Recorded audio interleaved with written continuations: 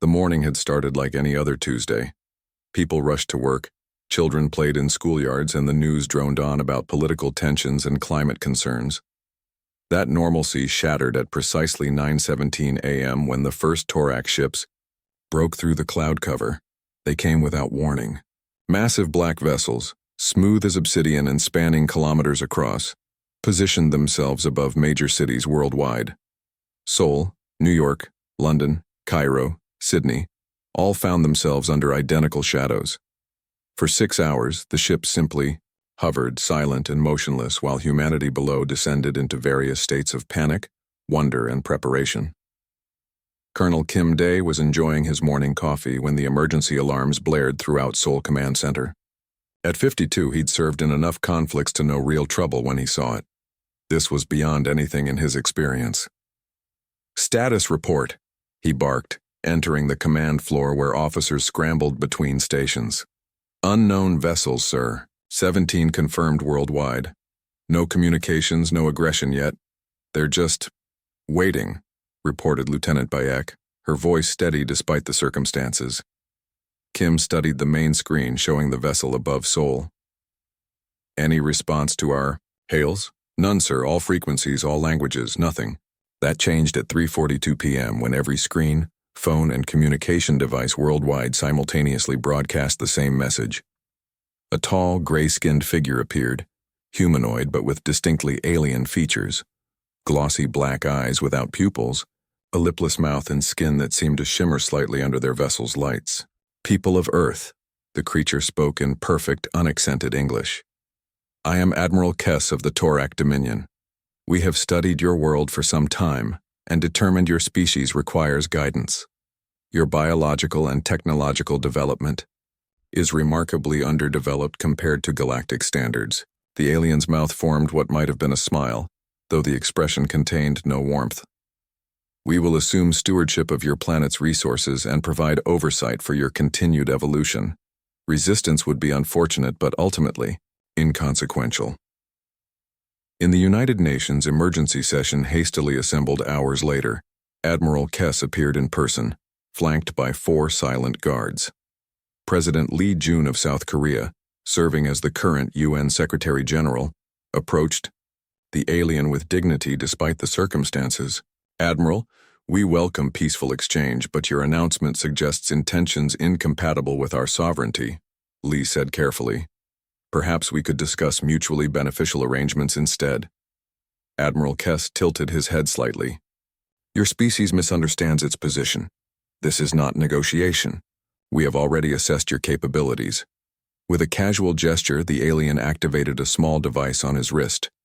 Across the chamber, representatives gasped as their phones displayed live footage of military forces worldwide, suddenly finding their weapons disabled.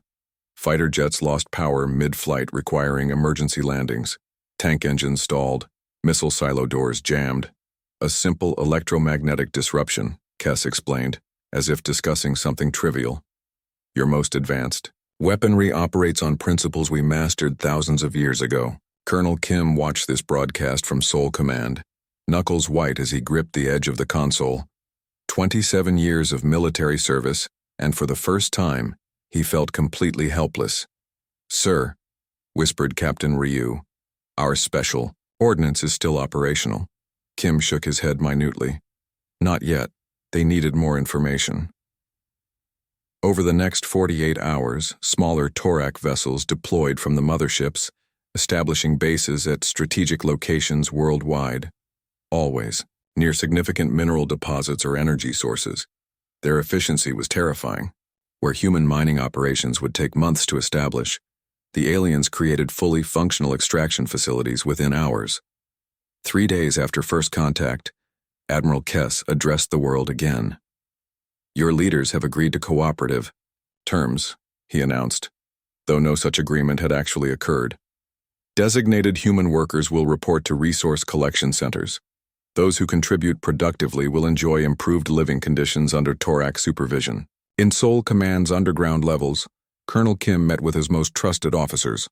The facility, shielded against the most advanced Earth-based detection systems, apparently remained invisible to Torak scans as well. "They think we're simple," Kim said quietly to the assembled team. They see our commercial technology, our conventional weapons, and believe that's all we have. Major Park's son recently returned from observing a Torak base near Jeju Island, nodded agreement. They have weaknesses. They're wearing atmospheric converters. They struggle with our oxygen levels and humidity, and their movements suggest our gravity causes them strain. The question is whether those weaknesses are enough, said Lieutenant Choi, the youngest officer present. Their technology is generations beyond ours. Colonel Kim pulled out an old-fashioned key from his pocket. Maybe not all of ours. Later that night, as Torak patrols swept through Seoul's streets enforcing their newly declared curfew, Kim used the key to access a hidden elevator in an abandoned subway station. It descended for nearly 2 minutes before opening to reveal a vast underground complex humming with activity. General Yoon Han, thought by most to have retired years ago, greeted him at the entrance. Behind her, dozens of personnel worked at advanced stations unlike anything in standard military bases. They've finally come, she said simply, just as the signals predicted 20 years ago. Kim nodded grimly. The question is whether Project Ghostlight is ready. Yoon's smile held no humor. Oh, it's ready. The Torak think they've seen everything we can do. They have no idea what humans are truly capable of when pushed. On screens behind them, footage showed specially trained operatives, preparing unusual equipment, technology that looked decidedly not of human origin. Whatever was coming, the aliens who mockingly called humans primitive were about to learn a serious lesson. The first month of Torak occupation transformed Earth beyond recognition. Their mining operations scarred landscapes from the Amazon to the Urals, huge mechanical drills extracting resources at rates that would have taken human companies decades to match. The aliens established processing facilities surrounded by force fields that shimmered like heat waves in summer air. Major Park's son had been watching one such facility for 3 days straight. Hidden in a natural cave system on Jeju Island, she observed the aliens through specialized binoculars that could penetrate their security screens. What she saw confirmed her suspicions. The Toraks weren't as comfortable on Earth as they pretended to be. They're rotating shifts every 4 hours, she whispered into her recorder. The ones coming off duty immediately enter pressurized chambers. And that's the third one I've seen stumble under standard gravity. Park shifted position carefully. At 37, she'd spent 15 years in special reconnaissance, but never for stakes this high. A small stream trickled nearby, masking any sounds she might make. The aliens had excellent technology but seemed to rely on it completely, missing things any human child would notice, like footprints in mud or disturbed vegetation. The Toraks had established a hierarchy over Earth's population with cold efficiency. Major cities now featured administration towers where alien officials dictated production quotas. Humans deemed useful were assigned to work details. Those who resisted simply disappeared. Most people kept their heads down and followed orders. What choice did they have? The aliens had neutralized conventional military forces in hours. News channels now broadcast only Torak-approved content, praising the benefits of alien guidance and showcasing technological gifts being shared with compliant communities. It was all lies, of course. The only technology being shared related to more efficient resource extraction. Meanwhile, food shortages had begun as farms were converted to mining operations. 200 meters below the East Sea, General Yoon Han studied reports from observers, like Major Park. The underwater facility known as Deep Harbor had been built in secret decades ago, after strange signals were detected from deep space. While publicly dismissed as natural phenomena, a small group of world leaders had quietly prepared for the possibility of exactly what had now happened. The Torak atmospheric filters show increased stress in coastal regions, Yoon noted, pointing to data on her screen. And their movements become more labored after prolonged exposure to our magnetic fields. Lieutenant Choi Ji leaned closer. 6 weeks ago, she'd been a communications specialist with no knowledge of Deep Harbor. Now she was helping coordinate humanity's most important resistance effort. The testing on their recovered technology confirms it, Choi said. Their systems are highly advanced but specialized. They never expected to encounter a species that could capitalize on their physiological limitations. General Yoon nodded. Time to activate the next phase. Send the ghost light signal. Across Earth, carefully chosen military personnel received seemingly random messages. A misdelivered package, an odd pattern in a digital advertisement, a specific sequence of tones in a phone call. These signals activated sleeper agents who had been prepared years before the invasion, though none had known the true purpose of their training until now. In a small apartment in Busan, Lieutenant Choi's sister Hana received just such a message. The documentary she'd been half-watching suddenly displayed a brief flash pattern. To anyone else, it might have seemed like digital interference. To Hana, it activated memories from training she'd undergone 5 years earlier. Without hesitation, she moved to her closet and pulled up the false bottom, revealing a sealed metal case. Inside lay equipment she'd been told never to open unless activated, communication devices untraceable by any known Earth technology, and now, apparently, by thorax scanners as well. Across town, Kim Won received his activation while standing in line for rationed food. The thorax distribution center had been established in what was once a university gymnasium. As humans shuffled forward under alien supervision, an elderly man ahead of Kim dropped a newspaper. When Kim helped him retrieve it, the man whispered, "The sunrise brings ghosts."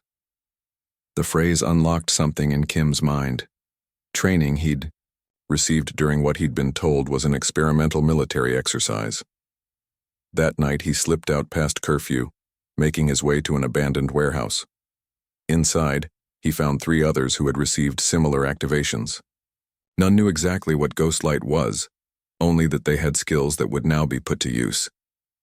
Meanwhile, in the Thorak command vessel hovering above what was once Beijing, Admiral Kess reviewed resource acquisition reports with satisfaction.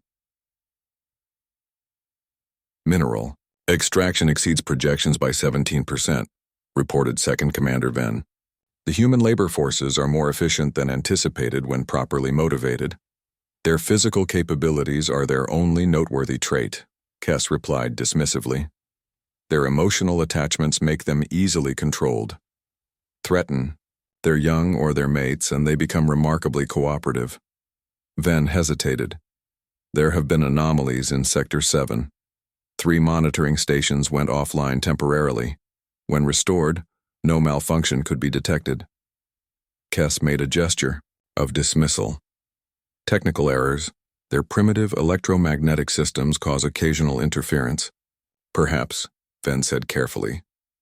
But the pattern suggests deliberate. Enough, Kess interrupted. I did not rise to command by concerning myself with statistical outliers. The humans possess no technology capable of challenging even our most basic systems. Their resistance groups are disorganized and primitive. As they spoke, Major Park was making her way through mountain tunnels to rendezvous with her newly activated cell. In her pack, she carried detailed observations of thorax weaknesses, their difficulty with Earth's nitrogen-oxygen atmosphere, their sensitivity to certain sound frequencies, their reliance on exoskeletal support in Earth's gravity. 50 kilometers away, in what had been designated Mining Zone 12, the aliens were about to discover that their assessment of human capabilities was catastrophically incomplete. A processing plant supervisor noticed the first anomaly when security screens flickered momentarily. The disruption lasted less than a second, not enough to trigger alarms, but enough to allow 5 shadows to slip through the perimeter. By the time the thorax realized they had intruders, critical data had already been extracted from their systems. The first true counterstrike in humanity's secret resistance had begun. Deep Harbor received the stolen information hours later, completing another piece in understanding the invaders.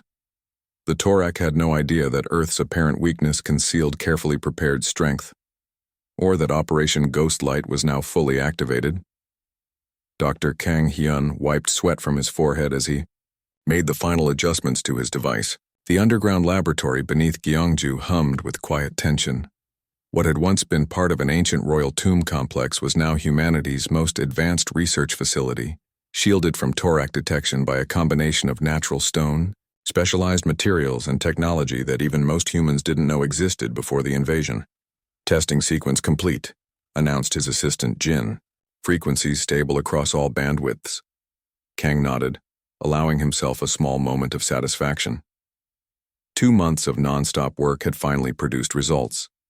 The device before him, hardly larger than a lunchbox, could disrupt the neural patterns and thorax communication systems. It wouldn't harm them physically, but it would create confusion and disorientation. Most importantly, it had been designed based on technology entirely different from anything the aliens would expect humans to possess. Package it for transport, he instructed. Team Whisper will be here at nightfall. Elsewhere, the thorax continued, their methodical exploitation of Earth. In what had once been Shenzhen, a massive processing plant converted rare minerals into components for their fleet. Second Commander Ven supervised the operation personally, having requested the assignment after his concerns were dismissed by Admiral Kess. Something wasn't right. The humans were too calm, too organized in their resistance. Yes, there were the expected terrorist attacks, primitive explosives, attempted infiltrations, all easily contained. But beneath that obvious layer of resistance, Ven sensed something else. Certain communication outages followed patterns too precise to be random. Surveillance drones occasionally registered thermal anomalies that disappeared before they could be investigated, Commander. A junior officer interrupted his thoughts. Another report from Sector 14. The human workers are experiencing unexplained illness. Production has decreased by 12%. Ven examined the report. This marked the third such incident in 2 weeks. The symptoms were always the same: disorientation, nausea, difficulty following instructions, and always affected an entire work unit simultaneously before disappearing without treatment. Increase surveillance in all sectors, Ven ordered. Full biological scans on all human workers before and after shifts. The officer hesitated. Admiral Kess has not authorized additional resource allocation for human monitoring. His directive states that, I am aware of the Admiral's directives, Ven interrupted sharply. Implement the scans using existing resources. As Thorax Commandee debated the significance of these anomalies, Captain Ryu Min led his team through mountain passes in former North Korea. They moved differently than conventional soldiers, each step precise, each movement efficient. An observer might have noticed they never seemed to tire, never showed the strain of carrying heavy packs across difficult terrain. Control confirms extraction point clear, whispered Lee through their secure communication system. Unlike standard radio, these devices used quantum entanglement principles, technology developed in secret long before the invasion. Ryu acknowledged with a hand signal. His team had just completed their third mission, infiltrating a thorax communications relay and planting microscopic devices that would feed false data into their systems. Small victories, but they added up. Each successful operation provided more intelligence, more understanding of how to hurt the invaders.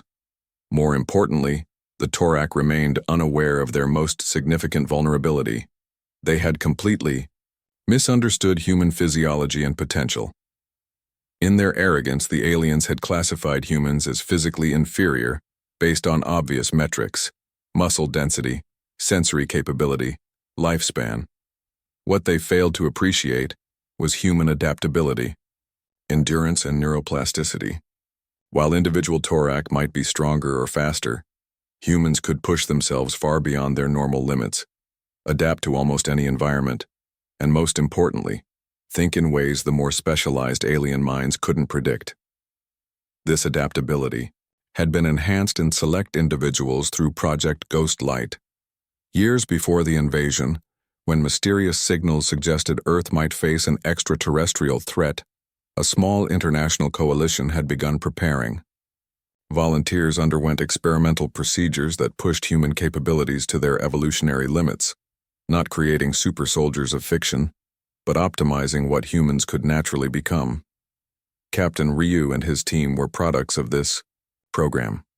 Their enhancements were subtle: improved oxygen utilization, more efficient neural pathways, slightly denser bones. Nothing that would appear abnormal in medical scans, But together, these changes allowed them to operate at peak human performance indefinitely. In Deep Harbor, General Yoon reviewed the latest intelligence with growing confidence. 3 months into the occupation, they had identified 7 critical weaknesses in Torak biology and technology. First, the aliens required filtered air with higher carbon dioxide levels than Earth's atmosphere naturally provided. Extended exposure to our air caused respiratory distress. Second, Earth's gravity strained their physiology, forcing them to wear exoskeletal supports during prolonged activity. Third, their neural systems operated on frequencies sensitive to disruption by certain sound patterns harmless to humans. Fourth, their technology relied heavily on standardized protocols. Once understood, these could be manipulated predictably. Fifth, they struggled with rapid environmental transitions. Moving from cold to hot conditions disoriented them temporarily. Sixth, their hierarchical command structure created vulnerability. Lower ranks would not act without explicit orders. And seventh, perhaps, most importantly, they consistently underestimated human capabilities, seeing only what they expected to see. The pieces are in position, Yoon told her assembled command staff. Dr. Kang's devices have been distributed to all active cells. Major Park's team has mapped the command structure of 3 major Torak bases. Captain Ryu's operations have successfully tested their perimeter responses. Colonel Kim studied the global map showing resistant cells activated worldwide. We're still outnumbered and outgunned, he noted. One wrong move and they could obliterate entire cities in retaliation. Yoon nodded gravely. Which is why our first major strike must succeed completely. We don't just need a victory, we need to shock them, confuse them, and most importantly, make them question everything they think they know about us. On the main, screen surveillance footage showed a Torak mining operation in Mongolia.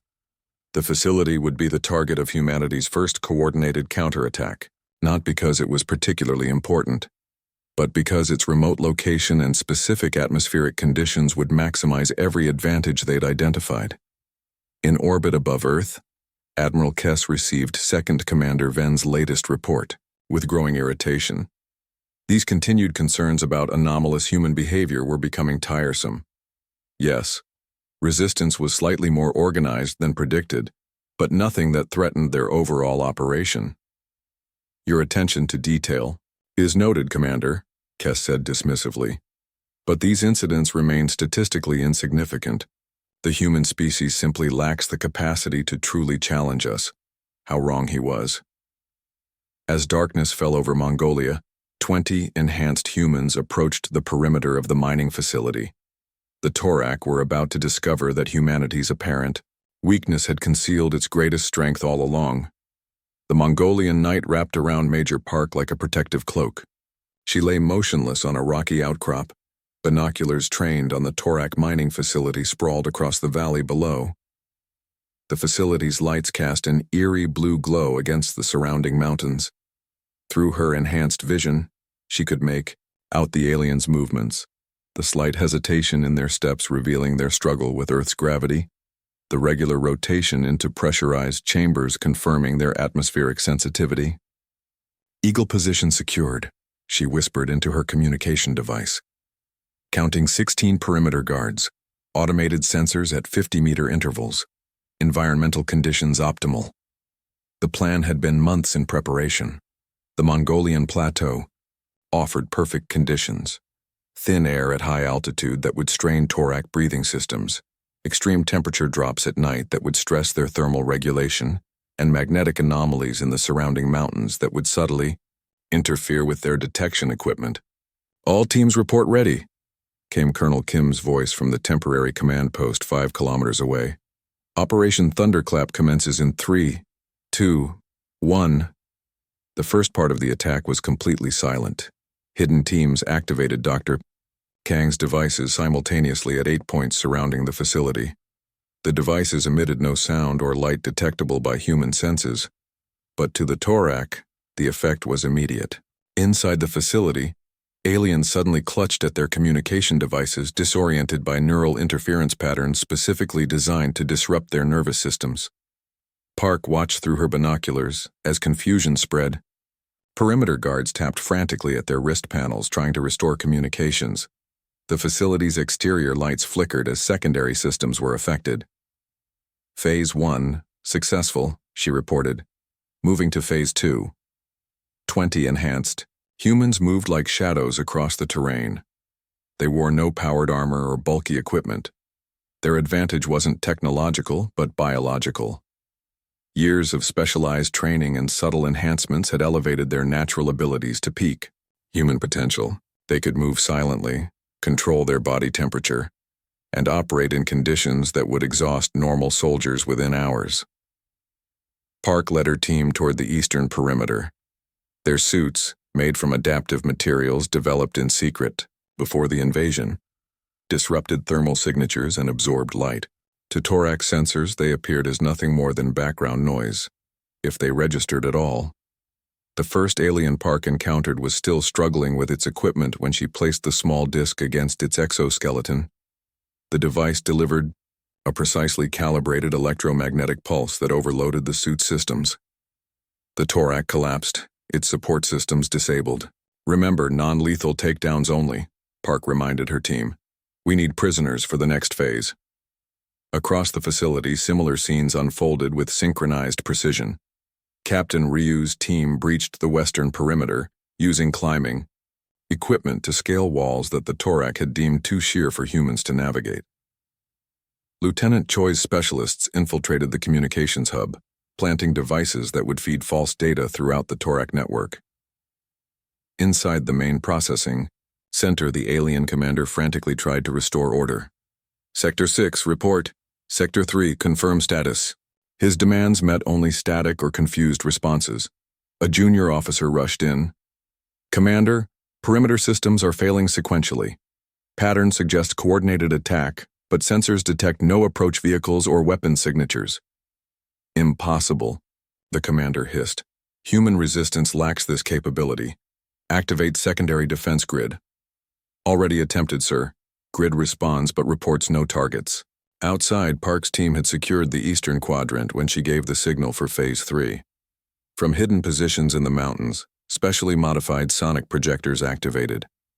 These devices, based on technology reverse-engineered from earlier thorax encounters, emitted frequencies that resonated painfully with alien auditory systems while remaining inaudible to humans. The effect was devastating. Thorax soldiers dropped their weapons, unable to maintain coordination as the carefully modulated sound disrupted their inner ear equivalents. Within 20 minutes, the entire facility, an installation that had processed tons of earth minerals daily with over 300 thorax personnel, had been captured intact by fewer than 50 humans.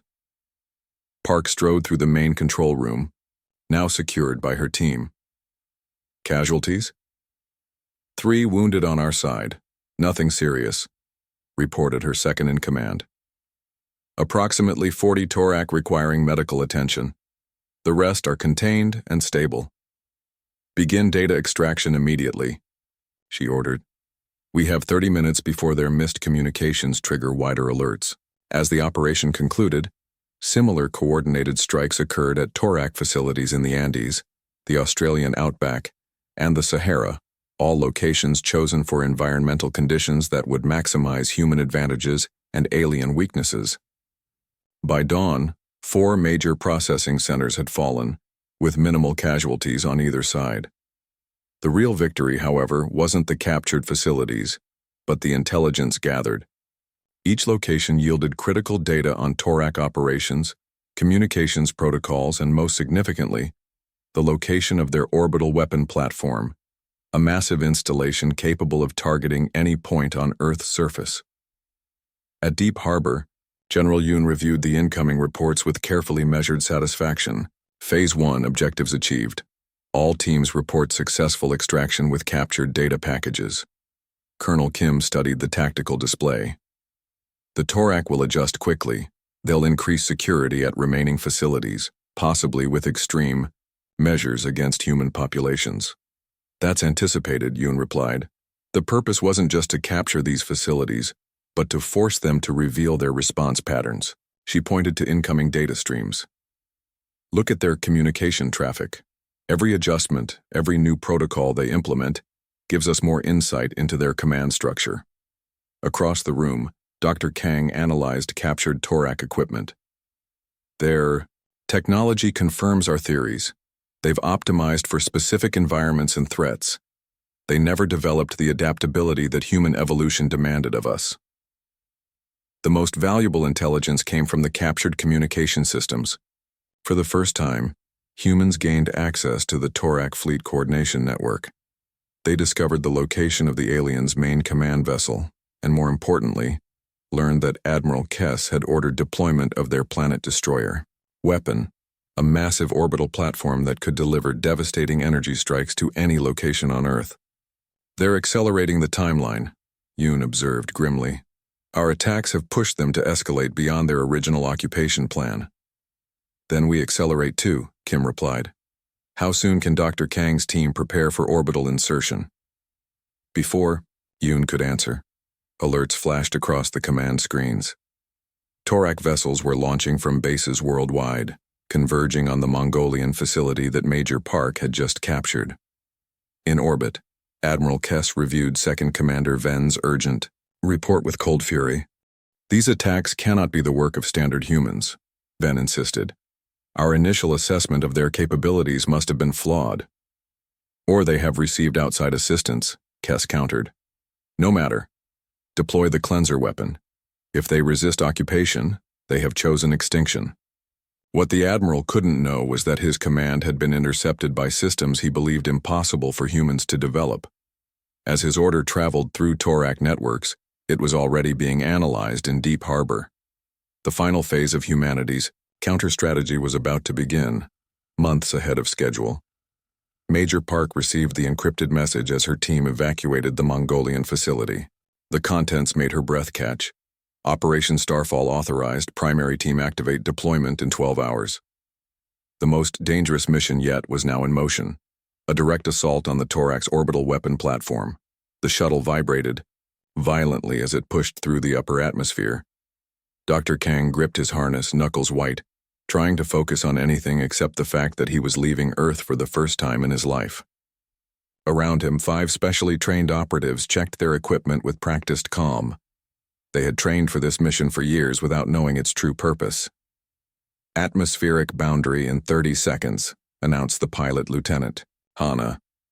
Her voice betrayed no fear despite the danger of their mission. Stealth systems holding. No indication of Torak detection. The shuttle itself was humanity's greatest secret, built using technology reverse-engineered from a small scout craft that had crashed in the Pacific Ocean decades earlier. Its existence had been known to fewer than 50 people worldwide before the invasion. Now it represented humanity's last best hope. Their target, the massive Torak weapon platform positioned in geosynchronous orbit above the Pacific. The aliens called it the Cleanser, a planet killer capable of sterilizing entire continents. Admiral Kess had ordered its activation following the coordinated attacks on Torak mining facilities. Final approach, Hana announced as the shuttle's engines quieted to near silence. Visual contact in 3 minutes. The weapon platform appeared against the blackness of space, a sprawling structure of dark metal and pulsing energy nodes. It dwarfed their shuttle, making their mission seem even more impossible. Remember, Dr. Kang told his team, we have one advantage they don't expect. They believe humans cannot survive in space without bulky life support.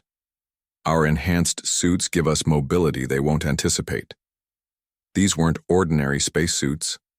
Project Ghostlight had developed them using materials that mimicked Torak technology while improving on its weaknesses. Thin and flexible, they allowed full range of motion while providing complete life support. Most importantly, they were nearly invisible to Torak sensors. Docking sequence initiated, Hana reported. Prepare for silent breach. Meanwhile, on Earth, the second phase of Operation Starfall began. Major Park led 300 enhanced soldiers in a direct assault on the Torak's main ground command center, in what had once been Beijing. Unlike the previous stealth operations, this attack was meant to be noticed, a massive distraction to draw attention and resources away from the space operation. Forward teams, engage! Park shouted as her forces breached the outer perimeter.